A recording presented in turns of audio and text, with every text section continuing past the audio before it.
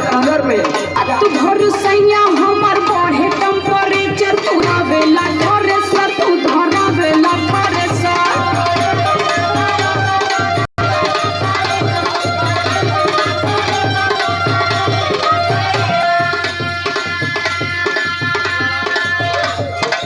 अरे दिन के लहार बाहर है कमाल है नहीं तो भैया तब तो है कुछ चीज चाह लगी दुनिया भर का दिमाग पलले ही।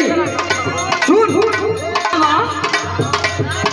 कैसे खानी पूरी रोज रोटियां बेलाई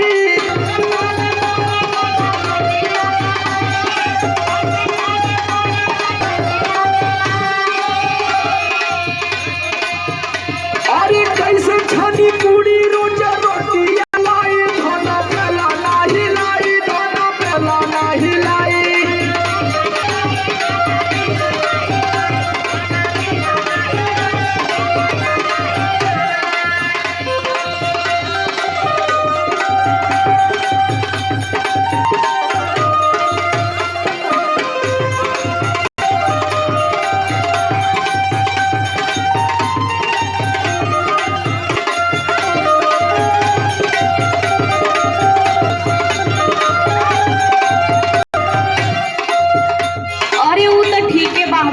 तनी के कमाई बना तो का खायल जाई लेकिन तनी घरों रहल जरूरी समझा।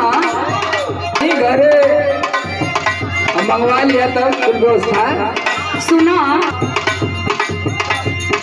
जहिया से चढ़ल बाटे चैत के